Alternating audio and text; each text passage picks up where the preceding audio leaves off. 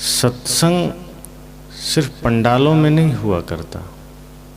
सत्संग हम सबके आचरण में होता है, हमारे जीवन में होता है। ये 3 दिन का सत्संग सिर्फ 3 दिन का सत्संग बन के न रह जाए। अगर ये 3 दिन का सत्संग सिर्फ 3 दिन का सत्संग बन के रह गया तो कोई औचित्य नहीं, कोई अर्थ नहीं। आप सब इतने मेहनत करते हैं, आयोजन के लिए प्रयास करते हैं, तैयारी करते हैं, लेकिन यदि उस मेहनत का, उस तैयारी का उस हिसाब से फल ना मिले तो तैयारी व्यर्थ हो जाता है। इसलिए सत्संग हम कभी क्रिया ना बनाएं। आज हमारे जीवन में सत्संग और ध्यान क्रिया हो गया। क्रिया मतलब बाहरी चीज, भीतर से उसका संबंध न रहा। और जब कोई भी चीज क्रिया होती है, स्वाभाविक है वो हमसे दूर होती है। जैसे नहाना, धोना, खाना, पीना, ये सारी चीजें क्रिया है। कोई काम करना ये क्रिया है। इसका संबंध शरीर से है। लेकिन सत्संग भी क्रिया हो गया तो समझना फिर वो शरीर तक ही सीमित हो गया। अर्थात जब इच्छा हुई 24 घंटे में एक बार कहीं बैठे, साल में, 6 महीने में, 1 महीने में। सद्गुरु कहते हैं सत्संग को स्थिति बनाना, इसे क्रिया मत बनाना। जैसे आप श्वास लेते हैं,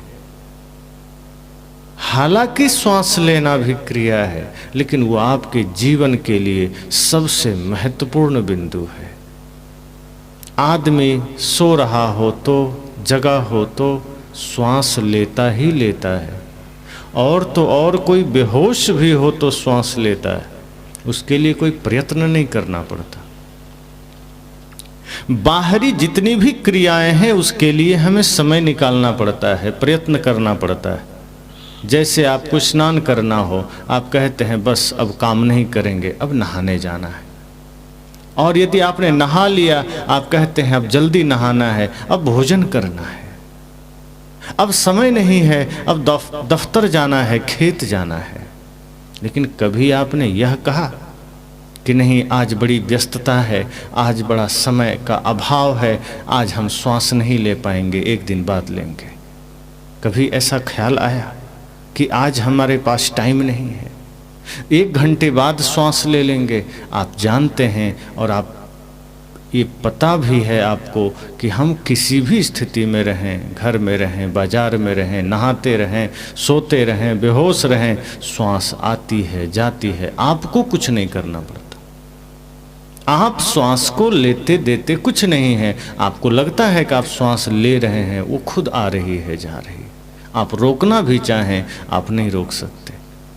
हाँ, कोई दूसरा चाहे तो नाक बंद कर सकता है, पर अपने से कोई अपना श्वास रोक ले, प्रयास करके देख ले, नहीं रोक पाएंगे आप।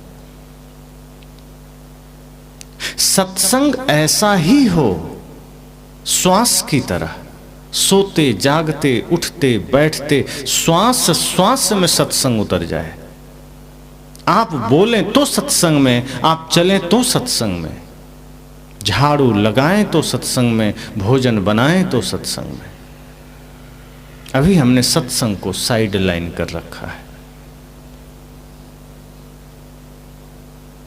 सत्संग कालखंड में सीमित हो गया। कुछ काल के लिए हम धार्मिक हो जाते हैं, कुछ काल के लिए हम सत्संगी हो जाते हैं, बाकी समय हम वही बने रहते हैं जो हम नहीं चाहते। धर्म कालखंड में जिया जाने वाला चीज नहीं है कि चलो 1 घंटे के लिए धार्मिक हो गए, कि 1 घंटे के लिए ध्यानी हो गए, कि 1 घंटे के लिए सत्संगी हो गए।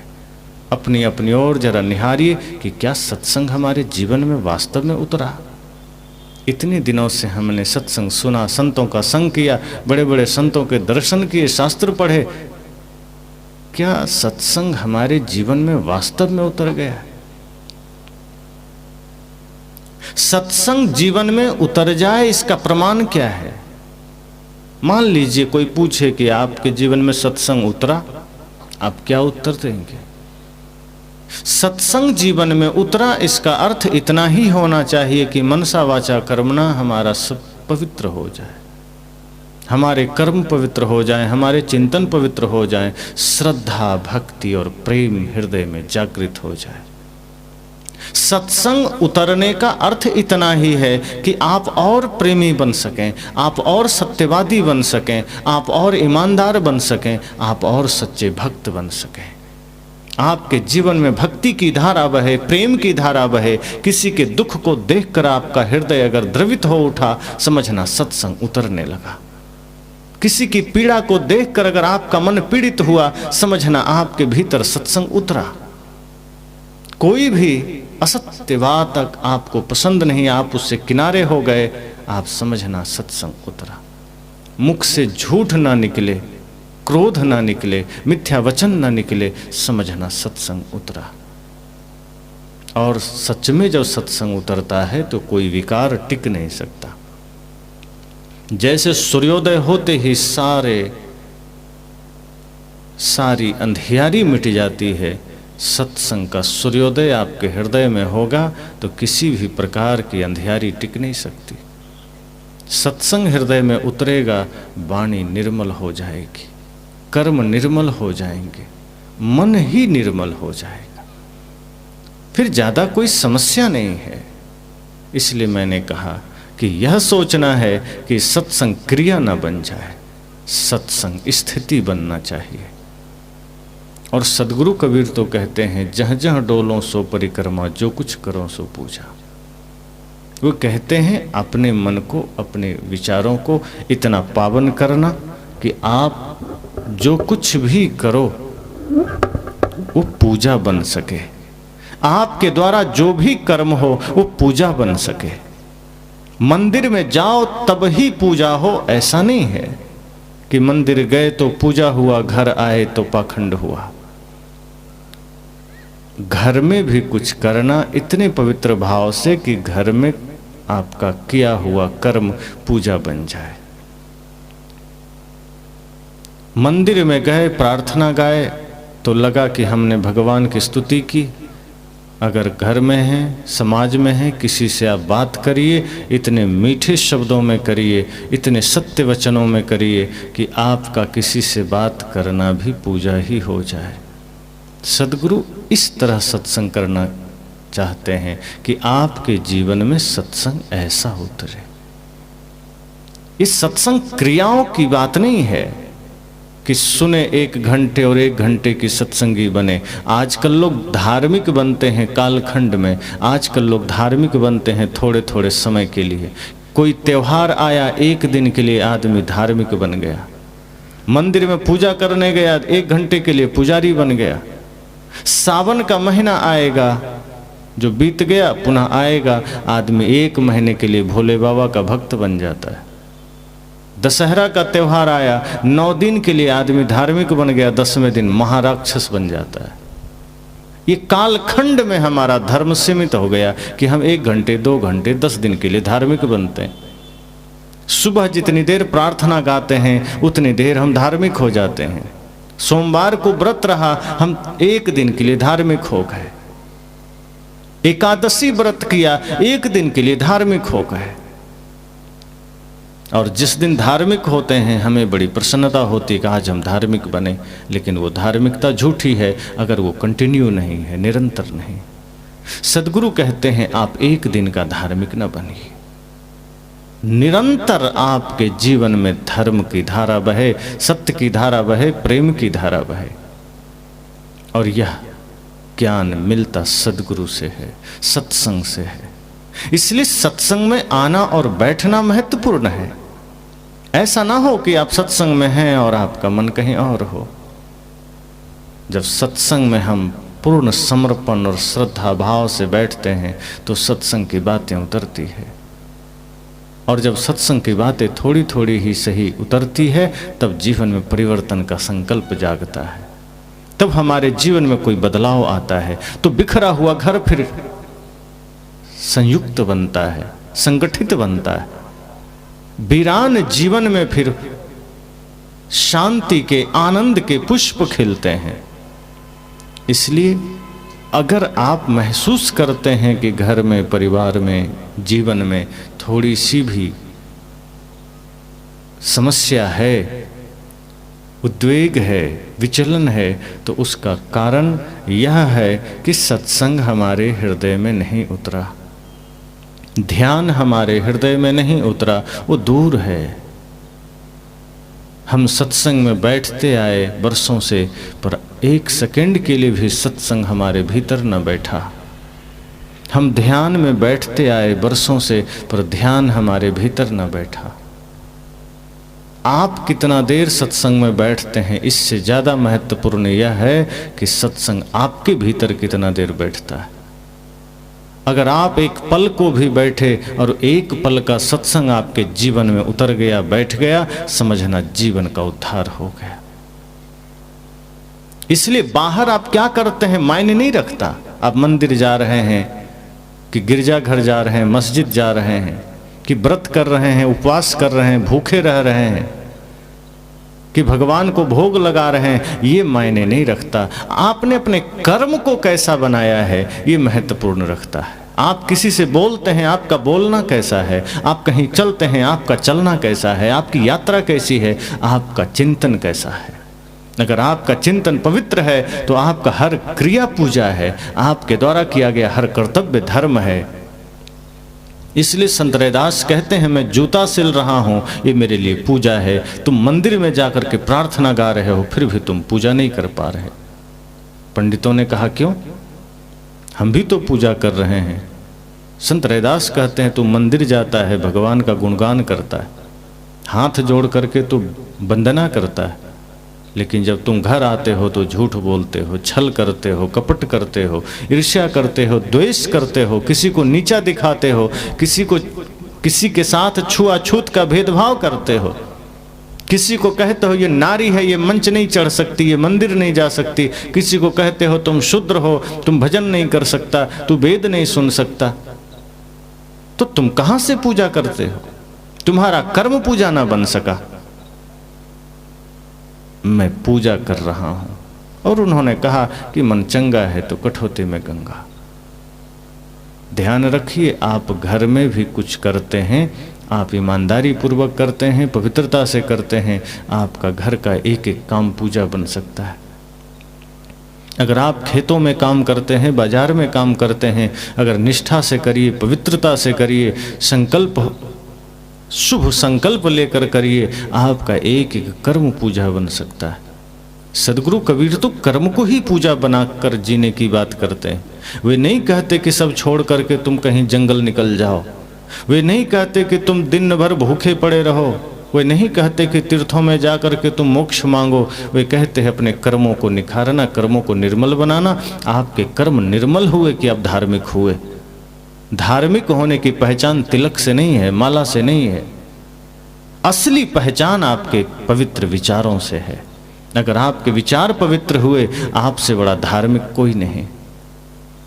माला तिलक तो रावण भी पहनकर घूमता था, लगाकर घूमता था, वो धार्मिक थोड़े हो गया। कर्म गलत था, वो राक्षस ही रहा। जरूरत ये नहीं है कि आप बाहर कैसा जीते हैं, जरूरत यह है कि आपका मन कैसा है।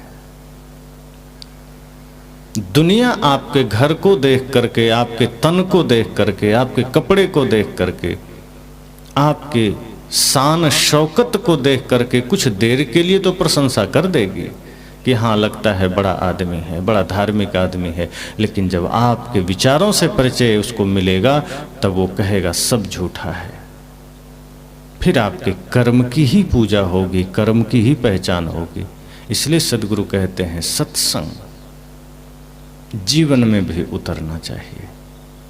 सत्संग में हम आते हैं, बैठते हैं, पर जब पंडालों से निकलने लगते हैं तो जैसे धूल झाड़ते हैं, उसी के साथ साथ हम सत्संग को भी यहीं झाड़ देते कि बस तेरा काम यहीं हो गया, अब आगे की जरूरत नहीं। अब तो वही माया, वही लोभ, वही छल, वही ईर्ष्या, वही द्वेष, भाई से विवाद, पड़ोसी से विवाद, सास बहू के झगड़े, मित्र मित्र के झगड़े, पिता पुत्र के झगड़े, कितना मिटा पाए आप?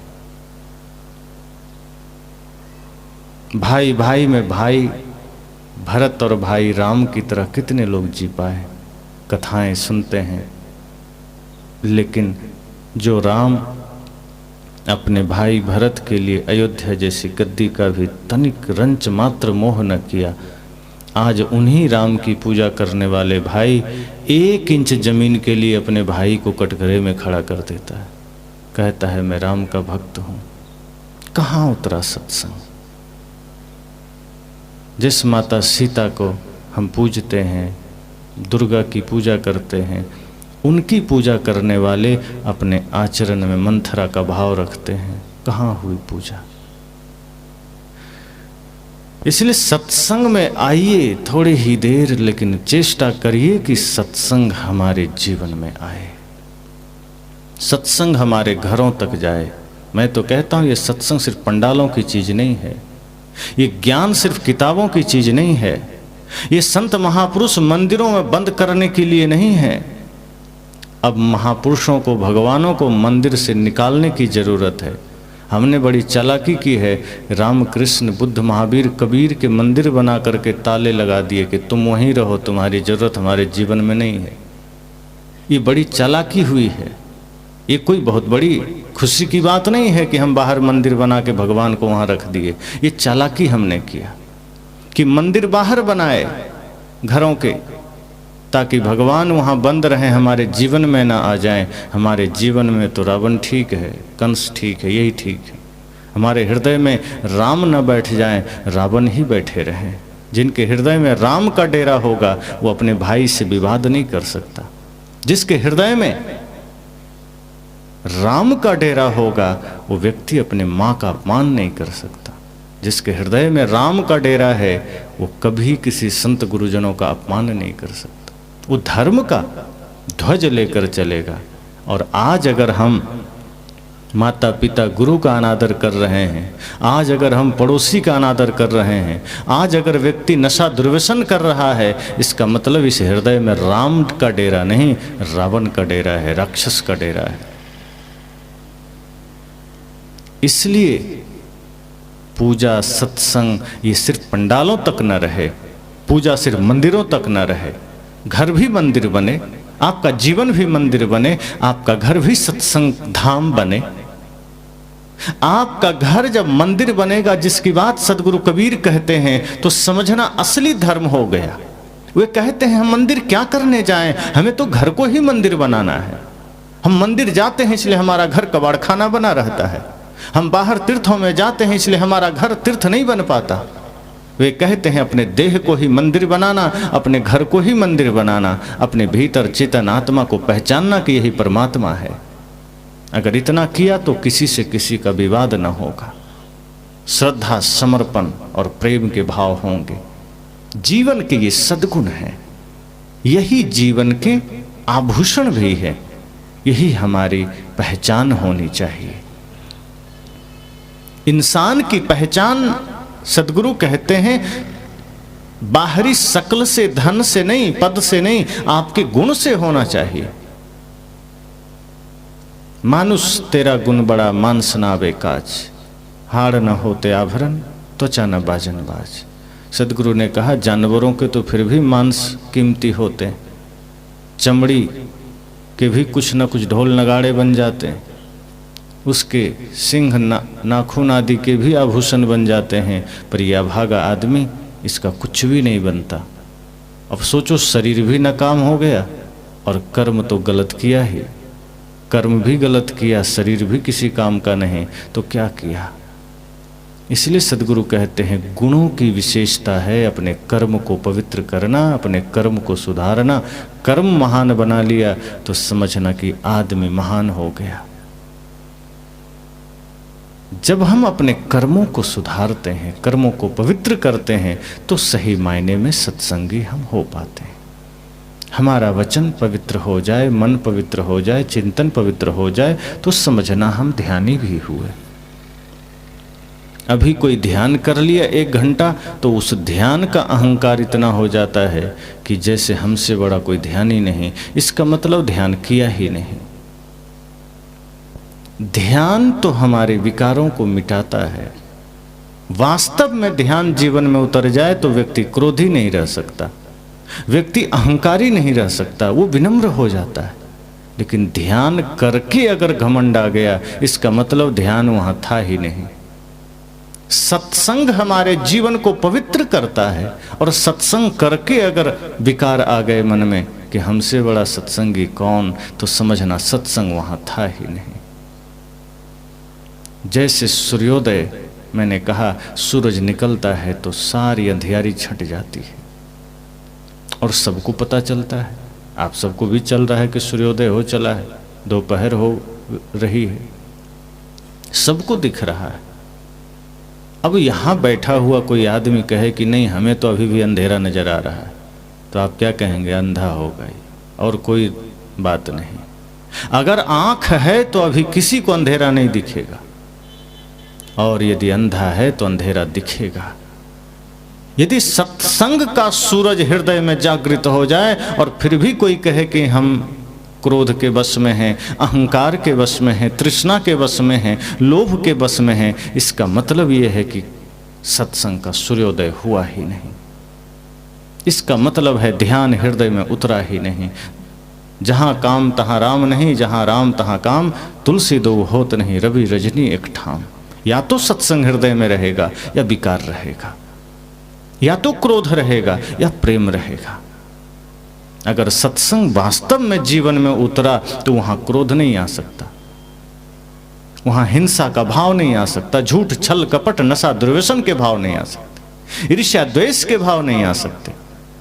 यूं कहें कि कोई भी अनिष्टकारी नकारात्मक शक्ति हमारे भीतर रह नहीं सकती अगर सत्संग का संचार हो चला। इसलिए सत्संग की महिमा है, और सदगुरु कबीर के ज्ञान जहाँ मिलते हैं वो ज्ञान अनमोल हैं, दुर्लभ हैं। क्योंकि सदगुरु कबीर इंसानियत को जागृत करना चाहते हैं। वो किसी को ये नहीं कहते कि मैं तुम्हें कबीरपंथी बनाने आया हूँ, वो ये नहीं कहते कि मैं तुम्हें सांप्रदायिक बनाने आया हूँ कि माला ले लो मेरा चेला बन जाओ, मेरा शिष्य बन जाओ। सदगुरु कहते हैं मेरी चेष्टा सिर्फ इतनी सी है कि आप इंसान बन जाएं। मेरी चेष्टा सिर्फ इतनी सी है कि आपके भीतर प्रेम की धारा बहे, कि आप समस्त सृष्टि को अपना परिवार समझें। जेते औरत मर्द उपाने सो सब रूप तुम्हारा, ये जितने स्त्री पुरुष हैं सब तुम्हारा ही रूप हैं। सदगुरु कहते हैं मेरी चेष्टा सिर्फ इतनी है कि सृष्टि को आप अपना घर समझें। किसी से बैर का भाव नहीं, विरोध का भाव नहीं। जहां भी नजर जाए, जहां भी दृष्टि जाए, सब में परमात्मा ही देखना, इस सदगुरु कबीर का आह्वान है। वे मनुष्यता को जगाना चाहते हैं। वो किसी के भीतर का हिंदुत्व नहीं जगाना चाहते, वो किसी के भीतर का इस्लाम नहीं जगाना चाहते, वो किसी को सिख ईसाई नहीं बनाना चाहते। वे कहते हैं जिसके भीतर इंसानियत जागृत हो गई वही सनातनी हो गया। सनातनी वो नहीं है जो तिलक लगा के झंडा उठा के घूम रहा है। सनातनी वह है जो प्रेम, सत्य, अहिंसा, करुणा को जीवन में धारण किया। सनातनी वह है जो माता पिता, गुरु का और देश का सम्मान करना जान लिया। सनातनी वह है जो मांस मछली मदिरा से दूर है। सनातनी वह है जो अपने भाई में, बड़ा भाई है तो राम, छोटा है तो भरत का दर्शन करता है। और इन सब चीजों से जो दूर है वो सनातनी नहीं हो सकता, वो राक्षस हो सकता है। इसलिए यह सत्संग हमारी आंखों को खोलने के लिए सदगुरु कबीर हमें इंसान बनाना चाहते हैं। वे कहते हैं इंसान बन जाओ। इंसान बने नहीं कि काम बना। इंसान जो बन गया वही भगवान भी बन सकता है। भजन आप सुनते हैं ना, संकल्प हो हमारा इंसान हम बनेंगे, और इंसान बन गए तो भगवान भी बनेंगे। पर आजकल आदमी कहाँ संकल्प लेता है कि इंसान बनेंगे। संकल्प हो हमारा, आदमी भीतर भीतर सोचता है बेईमान हम बनेंगे, अब बेईमान बन गए तो हैवान भी बनेंगे। यही संकल्प आज चलता है और यही आदमी करता भी। इंसान बनने का संकल्प नहीं लेता, वो जानता है इसमें थोड़ी कठिनाई है, थोड़ी मेहनत है। अब जैसे मैं यहाँ से कह रहा हूँ, जो माता पिता गुरु की सेवा करे, राष्ट्र की सेवा करे, वो सच्चा धार्मिक है। और कहीं किसी ने कह दिया कि नहीं ये करने की ज़रूरत नहीं है, बस एक बार गंगा में डुबकी लगाओ तुम धार्मिक हो गए, तिलक लगा लो धार्मिक हो गए, सब वहीं चला जाएगा कि नहीं वो गुरु ठीक है, सस्ता है, यहाँ मेहनत करनी पड़ेगी। अगर यह कहा जाए कि माता पिता गुरु की सेवा करनी पड़ेगी, आदमी को बोझ मालूम पड़ता है कि इससे सरल उपाय है क्या कोई? तो कोई कह देता है हाँ है, क्या करना है? कुछ नहीं करना है, 1,00,000 बार राम का नाम लेना है, कुछ करने की जरूरत नहीं। एक गुरु तो ये कह रहे थे कि भाई से प्रेम करने की जरूरत नहीं है, माता पिता के सेवा करने की जरूरत नहीं है, मांस मछली मदिरा छोड़ने की जरूरत नहीं है, पत्नी में श्रद्धा समर्पण का भाव करने का जरूरत नहीं है, कुछ नहीं। तो क्या करना होगा? कहा तुम्हें सच में स्वर्ग जाना है, पापों से मुक्ति पाना है, अपने बच्चों को समझा देना कि अंतिम में चिता में तुलसी का लकड़ी डाल देगा, बस स्वर्ग चले जाओगे। अब ऐसे धूर्त गुरु को कौन समझाए कि ये सस्ता नुस्खा ठग विद्या के अलावा दूसरा कुछ नहीं, ये सिर्फ ठग है, धुरताई है। तब तो फिर गीता ही झूठी हो जाएगी, छोड़ो कबीर साहब की बानी, रामायण झूठी हो जाएगी। फिर तो राम का ये कहना व्यर्थ हो जाएगा कि निर्मल मन जन सो मोहि पावा, मोहि कपट छल छिद्र न भावा। फिर राम जी ने ऐसा बोला ही क्यों? फिर तो यही कहते कि नहीं, जो अंतिम में तुलसी का लकड़ी डलवाए वही मुझे भाए। लेकिन वो तो ये नहीं कहे, वो कहे जिसका मन निर्मल है, जिसका मन में कोई छल नहीं, कोई कपट नहीं, वो मुझे प्रिय है, मैं उसी को मिलता हूं। तो आज सस्ता सौदा लोग खोज रहे हैं,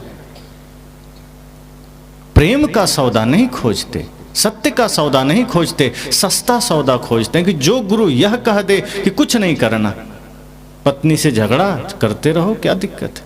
हम मंत्र देते हैं जाप करना, सब फल मिल जाएगा। पड़ोसी से विवाद चलता रहेगा, हम मंत्र देते हैं जाप करना, काम बन जाएगा। सदगुरु कहते हैं मैं इन पाखंडों में किसी को लगाना नहीं चाहता, ये पाखंड है, मैं तो इन पाखंडों से मुक्ति कराने आया हूं। सदगुरु कहते हैं मैं जीवन को आपके कर्म के आधार पर, आपके पवित्र विचारों के आधार पर खड़ा करना चाहता हूं। मैं ये नहीं चाहता कि ढोंग ढकोसला पाखंड करके आप खड़े हो जाएं, फिर तो दुख है, दरिद्रता है, पीड़ा है, आप भटकेंगे इस मंदिर से उस मंदिर, इस गिरजाघर से उस गिरजाघर, मस्जिद से मस्जिद, कुछ नहीं होगा। अगर जीवन में परमानंद चाहिए, सबसे पहली बात सदगुरु कहते हैं कर्म ठीक करना, फिर समझना कि पूजा ही है।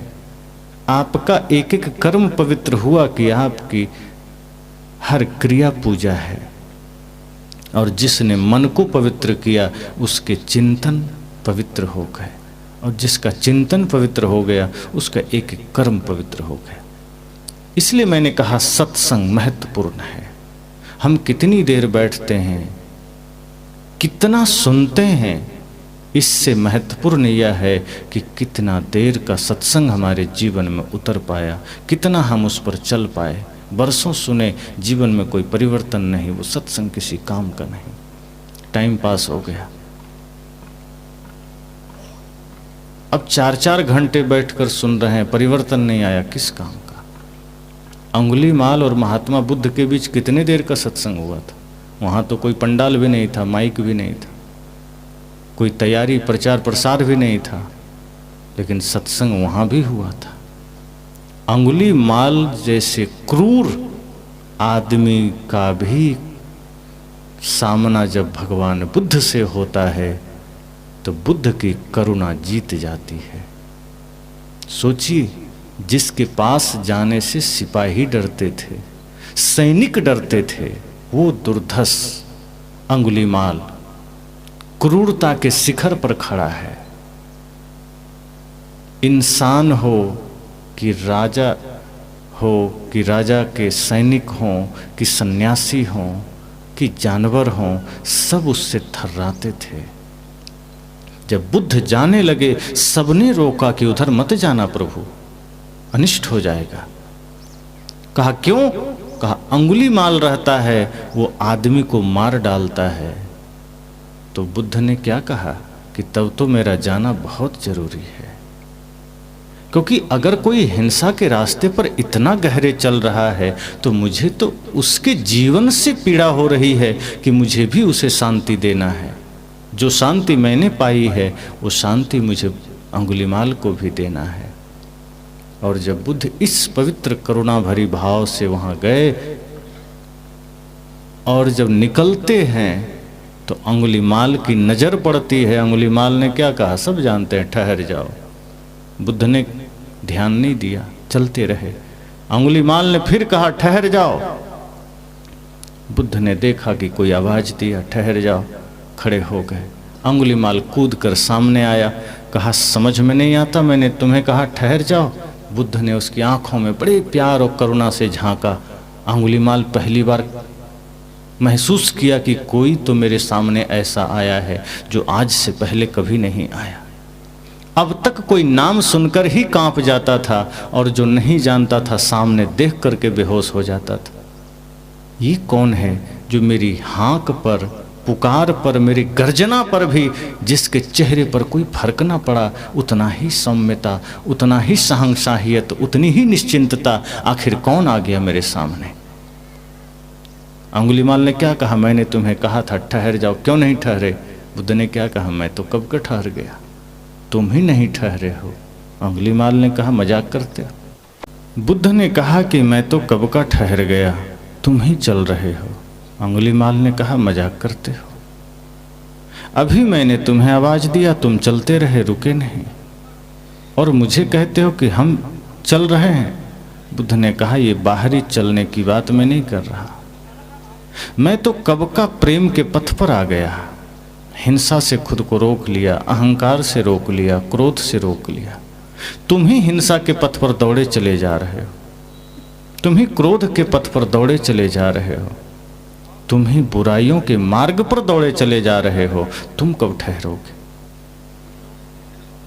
और बुद्ध की वो करुणा भरी दृष्टि, वो करुणामयी ज्ञान के आगे अंगुलीमाल की क्रूरता भी धाराशायी हो जाता है। सत्संग थोड़ा ही हुआ, अंगुलीमाल बदल गया, रत्नाकर बदल गए, सत्संग ही तो था। और आज भी सत्संग से हजारों लोग बदलते हैं, बदल रहे हैं, लोगों के जीवन में परिवर्तन आता है। मैं अक्सर अभी एक उदाहरण देता हूं, यहीं आपके छत्तीसगढ़ बालोदा बाजार की घटना। जनवरी में एक सज्जन सुरेश पटेल सरदार जी ने मेरा प्रवचन सुने, वो अपना संस्मरण सुना रहे थे कि गुरुजी मेरा एक्सीडेंट हो गया, सिर में चोट लगी, अस्पताल में भर्ती हुए रायपुर में। डॉक्टर ने कहा कि मामला गंभीर है, विक्षिप्तता आ सकती है, बात करना छोड़ो और प्रयास करो कि मोबाइल से प्रवचन सुनो और मैं इलाज जारी रखूंगा, शायद महीना से 2 महीना में तुम ठीक हो सकते हो। उसने कहा कि मैंने प्रवचन आरंभ किया और संजोग से आपका ही प्रवचन आ गया, और जब मैं सुना तो मेरी चेतना इतनी एकाग्र हुई कि मात्र 12 दिन में मैं अस्पताल से छूटा। डॉक्टर भी हैरान हुए कि मुझे लगा महीना 2 महीना लगेगा, ऐसा क्या सुन लिया कि 12 दिन में ठीक हो गए। मैं हैरान हो गया कि प्रवचन से कोई कैसे ठीक हो सकता है, पर उन्होंने अपनी चेतना, अपना चित्त इतना एकाग्र कर दिया प्रवचन में कि दुनिया को भूल गए वो थोड़े दिन के लिए। और जब वो ठीक होकर निकले, संकल्प लिया कि जिनके विचारों से मेरे जीवन में परिवर्तन आया है वो मेरे धरा पर आएंगे। और नवंबर में 3, 4, 5 को उन्होंने सत्संग रखा, अकेले, बहुत विशाल सत्संग। यूट्यूब पर उनकी वीडियो पड़े, आप देख सकते हैं।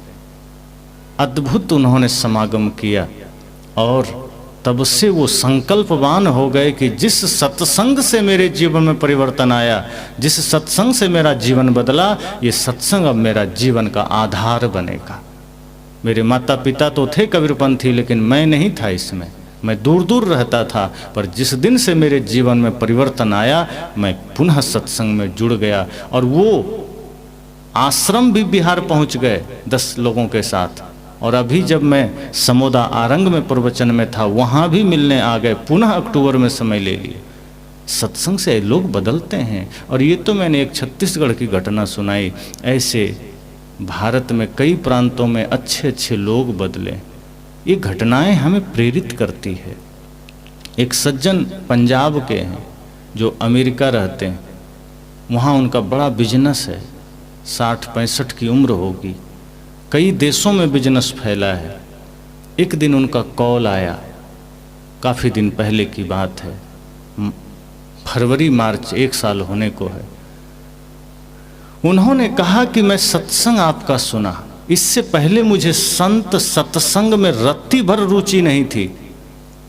कोई प्रवचन आ जाए तो मैं खिसका देता था कि मुझे नहीं सुनना, मंदिर से कोई दूर दूर तक लेना देना नहीं था। लेकिन आपका सुना, सिर्फ 5 मिनट तो 1.5 घंटा काम छोड़कर सुनता रहा, और मेरे मन में उत्सुकता जगी कि आपका दर्शन करना है। मैंने कहा मार्च में मैं फ्री रहूँगा। वो भारत आ गए टिकट बना के, और फिर जब आने का हुआ आश्रम पर बिहार, तो संजोग से पैर में थोड़ी चोट लगी, तो उन्होंने कहा कि मैं नहीं आ सकता गुरुजी, 2 दिन का समय आप ही दीजिए। पंजाब में जालंधर में उन्होंने 2 दिन का सत्संग रखा। हम सबको कहा कि जल्दी आ जाइए, और फ्लाइट से टिकट बुक कराया। हम लोग गए, सत्संग किए। पुनः उनके जीवन में वहाँ से एक ऐसा परिवर्तन आया कि अब वो कह रहे हैं जाने के बाद कि अब मैं बिना दीक्षा के नहीं रह सकता। अमेरिका में हूँ, लेकिन अब मेरा मन पूरा धार्मिक हो चला है। मेरे जीवन में परिवर्तन आ गया। सुख था बाहर की, समृद्धि बाहर की थी, भीतर अशांति थी। धन दौलत की कमी नहीं है, बाहर का विलासिता का कमी नहीं है। लोग खोजते हैं धन, हमारे पास बहुत है, हम क्या कर सकते हैं। लेकिन शांति मुझे विचारों से मिला, सत्संग से मिला। और मैं चाहता हूँ कि दीक्षा लेकर के आपका सत्संग अब अमेरिका और कनाडा में हो, और इस बार आपको अमेरिका आना है। कैसे परिवर्तन आया? सिर्फ विचारों से आया, सत्संग से आया, सदगुरु कबीर के ज्ञान से आया। हरियाणा के एक सज्जन, करोड़पति, और धन संपदा की कोई कमी नहीं, युवा, दबंगई करना, लोगों को लूटना खसोटना, फैक्ट्री का मालिक है, सिर्फ रंगदारी करना।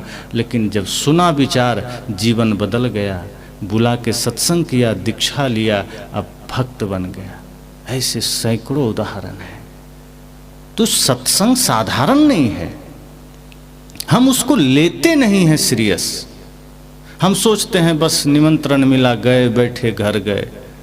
जिस दिन हमें लगेगा कि नहीं, जीवन थोड़ा है, हमारा एक एक पल नाहक जा रहा है, पीछे के लोग चले गए, हम भी तो लाइन में खड़े हैं, पता नहीं कब मृत्यु सामने आए, कहे चलो तेरा आज समय हो गया। तैयारी कुछ हुई क्या? बाहर की तैयारी हो गई, जो साथ नहीं जाएगी। जो जा सकती है वो काम किया नहीं। जिस तैयारी को आप ले जाओगे वो तो किया ही नहीं। ज्ञान साथ जाएगा, धर्म साथ जाएगा, भक्ति साथ जाएगी, प्रेम साथ जाएगा, सेवा साथ जाएगी, ये किया नहीं। मन की निर्मलता साथ जाएगी, ये किया नहीं। जीवन को हम एक तरह से जबरदस्ती ढोए चले जा रहे हैं, व्यर्थ में जिए चले जा रहे हैं। ऐसा नहीं है। जीवन को पूरी जिम्मेदारी और होश पूर्वक जिए, तभी आप अपने जीवन की सार्थकता को सिद्ध कर पाएंगे। वरना मनुष्य शरीर मिला व्यर्थ हो जाएगा, ये जीवन का मिलना व्यर्थ हो जाएगा। एक एक पल गुजर रहा है, एक एक क्षण गुजर रहा है, हम कितना व्यर्थ खो रहे हैं। हमारी सांसें कितनी नष्ट हो रही है, हम उसका सदुपयोग नहीं कर रहे। हम अपने शरीर का दुरुपयोग किए चले जा रहे हैं। जो शरीर सेवा के लिए मिला, जो शरीर प्रेम के लिए मिला, जो शरीर मुक्ति के लिए मिला, भक्ति के लिए मिला, उस शरीर को हम प्रपंच में लगाए चले जा रहे हैं। ये दुरुपयोग ही तो है। जैसे मोबाइल है, कोई मोबाइल में प्रवचन सुन करके जीवन को सुधार लेता है, कोई उसी मोबाइल में गलत वीडियो देख करके पागल बन जाता है। चाकू है, चोर के पास है, वो लोगों की जेब काटता है। वही डॉक्टर के पास है तो ऑपरेशन करके गलत अंग निकाल देता है, वो वरदान बन जाता है। राइफल है, बंदूक है। आतंकवादी के पास है तो मानवता का दुश्मन बन जाता है, सेना के पास है तो देश की सुरक्षा हो जाती। शरीर भी हमको मिला, हम गलत चिंतन करने के कारण अपने शरीर को हम वही कर रहे हैं जो एक आतंकवादी बंदूक के साथ करता है। हम अपने शरीर को वही कर रहे हैं जो एक चोर चाकू के साथ करता है। हमारे हाथ में भी ये शरीर रूपी साधन मिला, लेकिन हम कर क्या रहे हैं? डॉक्टर के भांति हम चाकू का सदुपयोग नहीं कर रहे हैं। एक सैनिक के भांति हम अपने हथियार का सदुपयोग नहीं कर रहे हैं।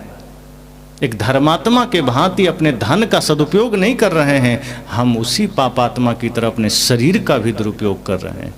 गलत दिशा में, गलत बोल में, गलत चाल में, गलत चिंतन में, गलत कर्म में शरीर को झोंके चले जा रहे हैं। इससे होश में आने की आवश्यकता है। तो इस प्रथम सत्र में यही मंगल कामना करूंगा कि सत्संग क्षण भर का ही सही आपके हृदय में उतरे। जिनका उतर गया उनका समझना बेड़ा पार है, जिनका नहीं उतरा वो जरूर उतारिए। चेष्टा करिए 3 दिन का सत्संग आपके जीवन के प्रश्नों का उत्तर बने, आपके जीवन की समस्याओं का समाधान बने। ये सत्संग हमारे जीवन की ऊर्जा है। ये सत्संग हमारे जीवन के लिए मुक्ति का मार्ग दिखाता है। इसलिए इसमें उतरिए और सत्संग को भी हृदय में उतारिए। फिर देखेंगे ज्ञान भक्ति वैराग्य की ऐसी त्रिवेणी बहेगी कि आपके जीवन में सदैव मंगल ही मंगल होगा।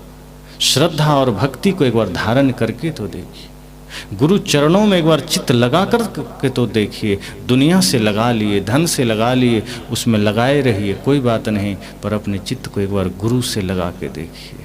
उसके बाद देखिए जीवन में कितना आनंद बरसता है जो अब तक ना बरसा। और तब आप भी कह देंगे ऐसी लागी लगन मेरा हो गई मगन, वो तो गली गली हरि गुण गाने लगी। ये भाव तभी आएगा जब गुरु से चित्त लगेगा। तो बहुत बहुत शुभकामनाएं। वाणी को विराम।